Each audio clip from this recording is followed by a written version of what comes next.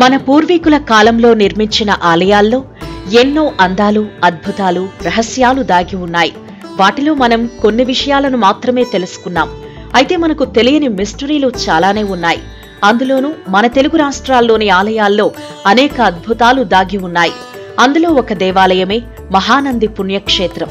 ఆంధ్రప్రదేశ్ రాష్ట్రంలోని ఉమ్మడి కర్నూలు జిల్లాలో కొలువైన ప్రముఖ పుణ్యక్షేత్రాలలో మహానంది ఆలయం ఎంతో ప్రఖ్యాతి చెందింది. దక్షిణ భారతదేశంలో కొలువైన ఆలయాల్లో అత్యంత పురాతన ఆలయం ఈ మహానంది క్షేత్రం.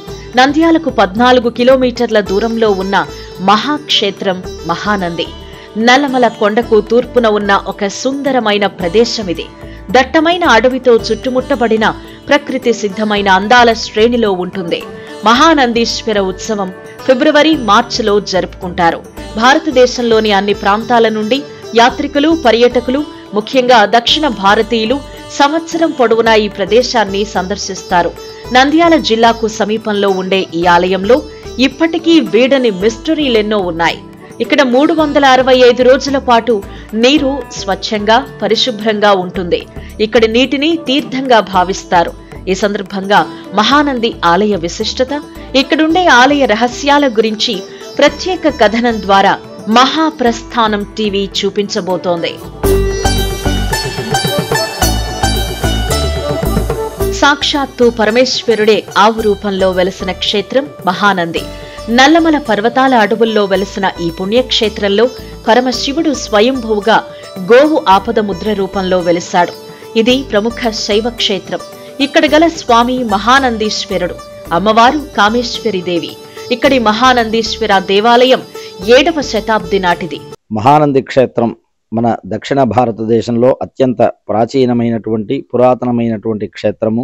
ఈ యొక్క క్షేత్ర చరిత్రను మనం పరిశీలిస్తే గనక పూర్వము శిలాదుడు అనేటువంటి మహర్షి తన సంతానం లేని కారణంగా సంతానం కొరకు తపస్సు చేసినటువంటి ఈ యొక్క మహా అరణ్య ప్రాంతమైనటువంటి ఈ యొక్క నల్లమల ప్రాంతంలో కేవలం శిలలను మాత్రమే, అంటే రాళ్లని మాత్రమే తింటూ సంతానం కొరకు ఘోరమైనటువంటి తపస్సు చేసేటువంటి వాడు. అలా తపస్సుకు మెచ్చినటువంటి ఈశ్వరుడు ప్రత్యక్షమై అతనికి ఒక అయోనిజుడైనటువంటి సంతానాన్ని ప్రసాదించడం జరుగుతుంది.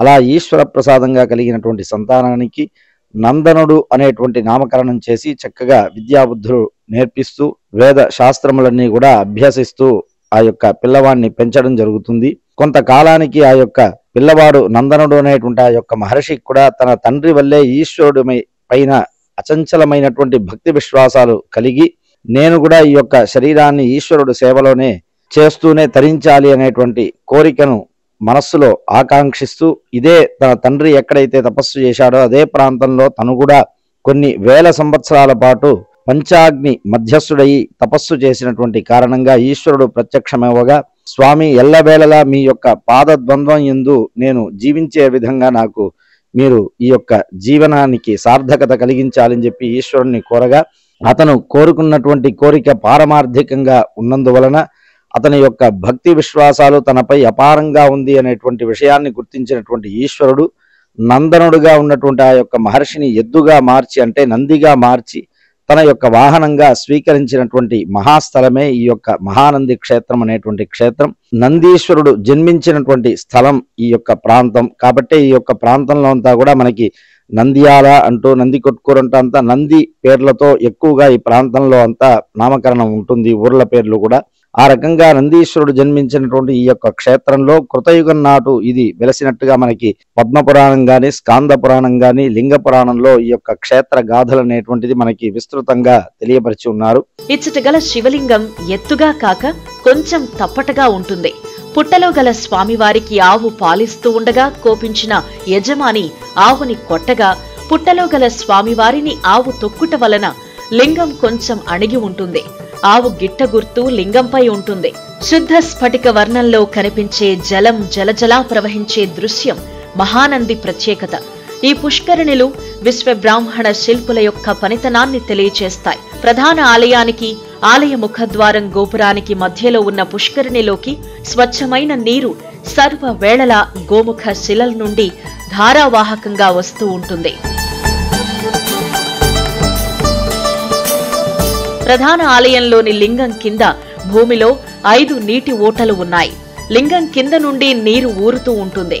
ఆ నీరు పుష్కరిణిలోనే బయటకు కనిపిస్తుంది. ఈ నీరు ఎంత స్వచ్ఛంగా ఉంటుందంటే నీటిపై కదలిక లేకుంటే నీరున్నట్టే తెలియదు.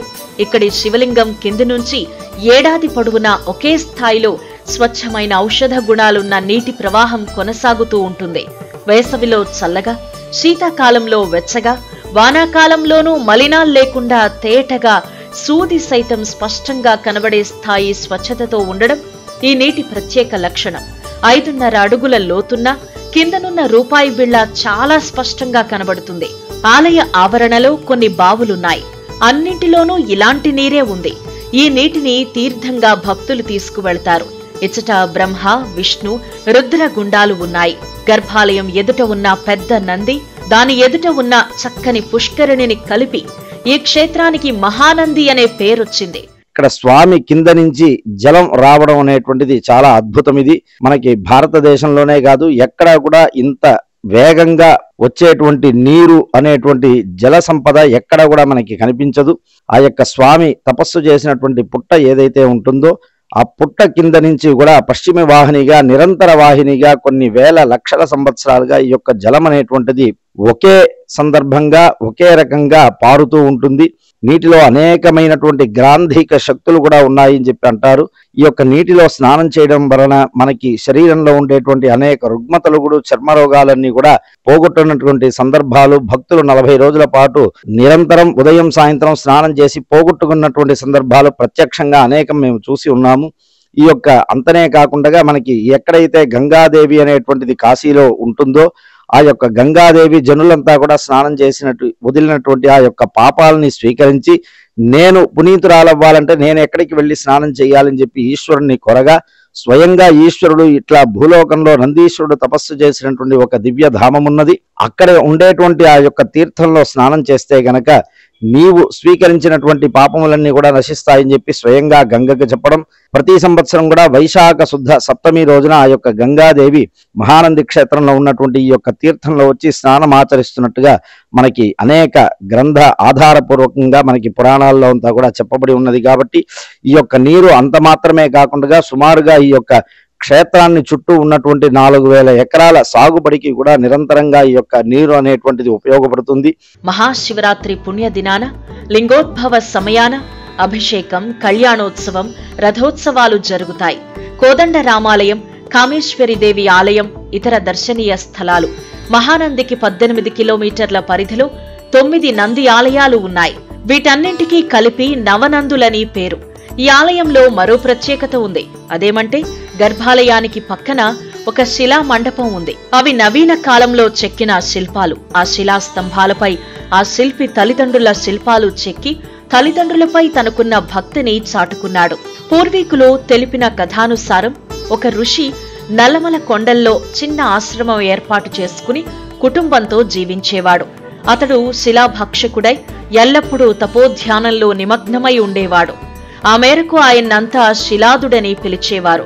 భార్య తమకు దైవ ప్రసాదంగా ఒక కుమారుడు ఉంటే బాగుంటుందని ఆకాంక్షించగా ఆమె కోరికను తీర్చేందుకు శిలాదుడు ఆ సర్వేశ్వరుడిని గురించిన అత్యంత నిష్ఠతో తపస్సు ప్రారంభించాడు. కొన్నాళ్లకు అతని భక్తికి మెచ్చిన మహేశ్వరుడు అతని చుట్టూ పుట్టగా వృద్ధి చెందాడు. ఇంకొన్నాళ్ల ఘోర తపస్సు అనంతరం శివుడు ప్రత్యక్షమై కావలసిన వరాలు కోరుకోమన్నాడు. దేవాధి దేవుణ్ణి చూసిన పారవశ్యంలో శిలాద మహర్షి భార్య కోరిన కోరిక మర్చిపోయాడు. మహాదేవా, నీ దర్శన భాగ్యం లభించింది. ఇంతకన్నా నాకింకేం కావాలి? నిరంతరం నన్ను అనుగ్రహించు తండ్రి అని వేడుకున్నాడు. అయితే దయాళువైన పరమశివుడు మహర్షి మరచిన భార్య ఆకాంక్షను గుర్తుంచుకుని మీ దంపతుల కోరిక సిద్ధించుగాక అని దీవించి వెళ్లిపోయాడు. ఆ మేరకు పుట్ట నుంచి ఒక బాలుడు జన్మించాడు. శిలాదుడు వెంటనే భార్యను పిలిచి, ఇదిగో నీవు కోరిన ఈశ్వర వరప్రసాది, మహేశ్వరుడు అనుగ్రహించి ప్రసాదించిన మన కుమారుడు అంటూ ఆ బాలుడిని అప్పగించాడు. వారా బిడ్డకు మహానందుడు అని పేరు పెట్టారు. అనంతరం మహానందుడు ఉపనయనం అయ్యాక గురువుల దగ్గర అన్ని విద్యలు నేర్చాడు. తల్లిదండ్రుల అనుమతితో శివుని గురించి తపస్సు చేశాడు. అతని కఠోర దీక్షకు మెచ్చిన పరమశివుడు పార్వతీదేవితో సహా ప్రత్యక్షమై, వత్సా, వరం కోరుకో అనగా మహానందుడు, దేవాధిదేవ, నన్ను నీ వాహనంగా చేసుకో అని కోరాడు. అలాగే అని వరమిచ్చిన శివుడు, మహానంద, నీవు జన్మించిన ఈ పుట్ట నుంచి వచ్చే నీటి ధార కొలనుగా మారి అహర్నిశలు ప్రవహిస్తూ సదా పవిత్ర వాహినిగా నిలుస్తుంది. చుట్టూ 80 కిలోమీటర్ల దూరం మహానంది మండలంగా ఖ్యాతి చెంది పరమ పవిత్ర క్షేత్రంగా విరాజిల్లుతుంది అని వరమిచ్చాడు. తానిక్కడి నవనందుల్లో లింగరూపుడిగా ఉంటానని వరం అనుగ్రహించాడు. ఈ క్షేత్రంలో ఒకప్పుడు ఒక పుట్ట ఉండేది. ఆ పుట్ట మీద రోజు ఒక కపిలగో వచ్చి పాలు వర్షిస్తూ ఉండేది. ఇది ఒక పశువుల కాపరి చూశాడు. పుట్ట కింద బాలకృష్ణుడు నోరు తెరిచి పాలు తాగుతూ ఉండేవాడు. ఈ దృశ్యం ఆ గొల్లవాడు పెద్ద నందునితో చెప్పాడు. నందుడొచ్చి చూశాడు. ఆ దృశ్యం కంటబడింది. తన్మయుడయ్యాడు. గోవు భయపడింది. అది పుట్టను తొక్కి పక్కకు పోయింది. ఆ గిట్టలు ఆ పుట్ట మీద ముద్రితమయ్యాయి. ఇవాల్టికి కూడా అవి మనం చూడొచ్చు. నందుడు తాను చేసిన అపరాధానికి విచారించాడు. ఇష్టదైవమైన నందిని పూజించాడు. ఆవు తొక్కిన పుట్ట శిలాలింగం అయ్యేట్టు నంది అనుగ్రహించింది. గర్భాలయం ఎదుట పెద్ద నంది ఉంది. దాని ఎదుట చక్కటి పుష్కరిణి. ఈ రెండిటి వల్ల ఈ క్షేత్రానికి మహానంది తీర్థం అనే పేరొచ్చింది.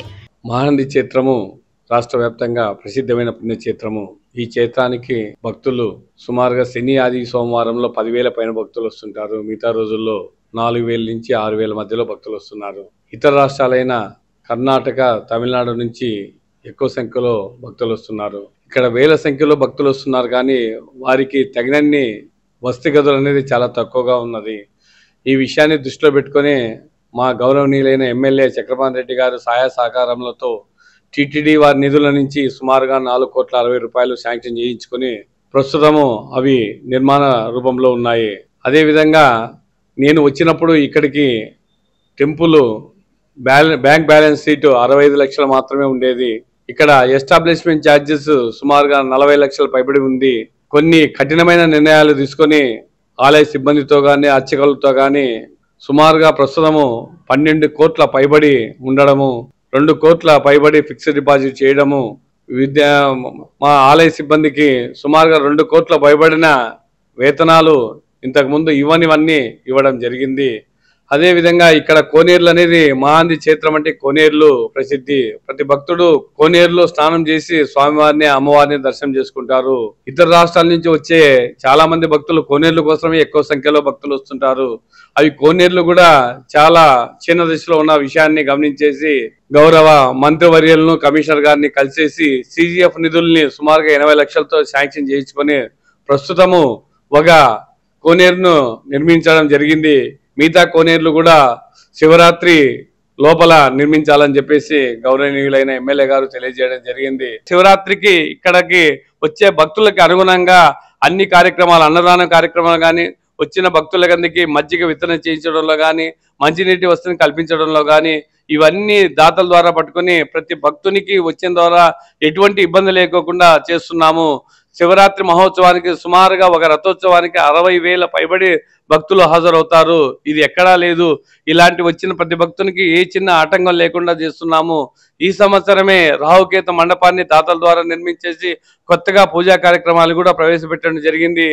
ఇక్కడ గోగ్రాసం అనేది భక్తులకి గోశాల నిర్మించి ప్రతి భక్తుడు గోగ్రాసానికి ఇక్కడ గోవులకి తినిపిస్తూ చాలా ఆనందదాయకంగా ఉన్నారు. దేవాలయం ప్రాకారం బయట విష్ణుకుండం, బ్రహ్మకుండం అనే 2 కుండాలు ఉన్నాయి. త్రిమూర్తిత్వానికి గుడిలో స్వామివారు అతీతులు. లింగం ఏర్పడిన వంకలు ప్రకృతి పురుషతత్వాలను తెలుపుతాయి. భైరవ జ్యోత్స్యుల మహానందయ్య గారి భార్య ఈ ఆలయ నిర్మాణానికి కారకురాలు. ఇక్కడున్న కామేశ్వరిదేవి ఎదుట ఉన్న శ్రీచక్రం శంకరాచార్యుల ప్రతిష్ట. అక్కడికొచ్చే నీరు గాలి గోపురం ముందు వైపు 2 గుండాల ద్వారా బయటకు ప్రవహిస్తుంది. ఈ నీరు బయటకు ప్రవహించే మార్గాల అమరిక వల్ల అక్కడుండే పుష్కరిణిలో నీరు ఎల్లప్పుడూ స్వచ్ఛమైందిగా, పరిశుభ్రంగా ఉంటుంది. ఈ మహానంది క్షేత్రంలోని నీరే సుమారు 3,000 ఎకరాలకు సాగునీరు అందచేస్తోంది.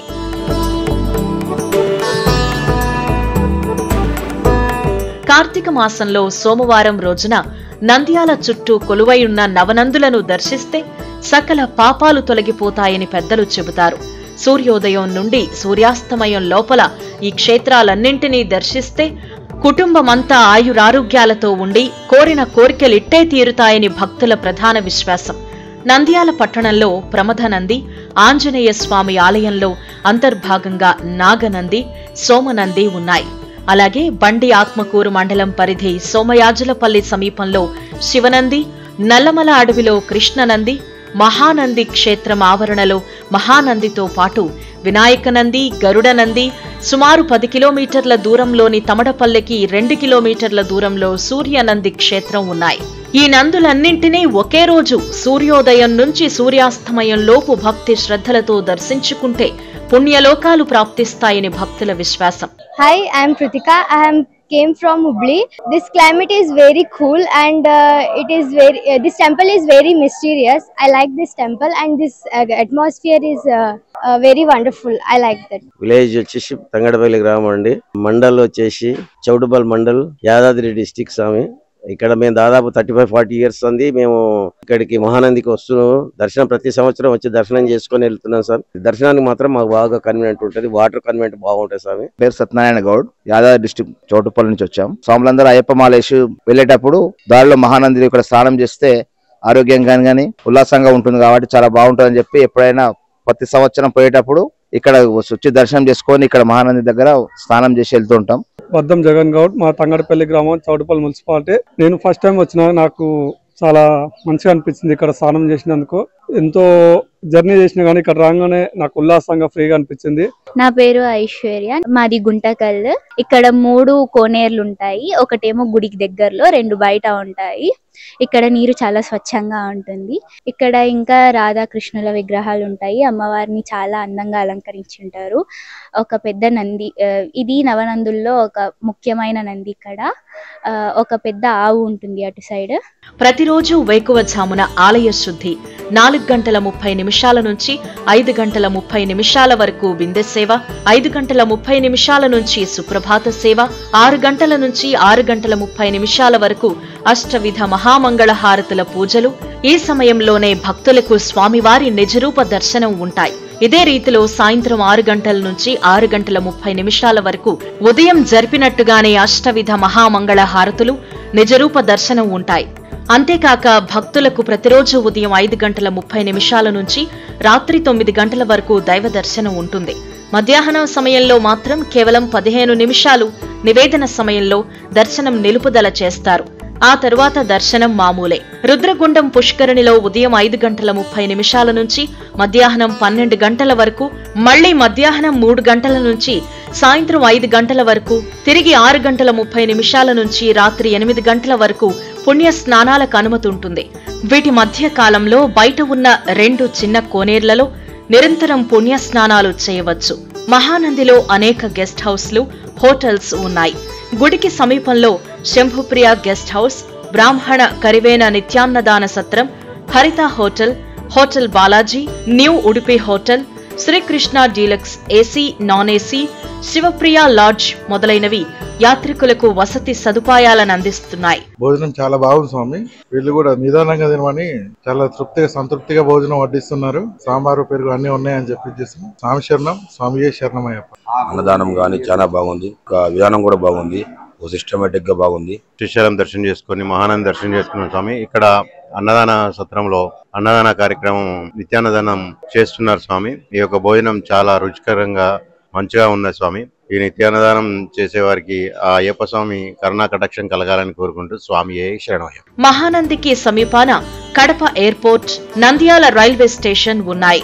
బెంగళూరు, హైదరాబాద్, విజయవాడ, తిరుపతి, గుంటూరు తదితర ప్రాంతాల నుంచి నంద్యాలకు బస్సులున్నాయి. నంద్యాల నుండి మహానందికి బస్సు సౌకర్యం ఉంది.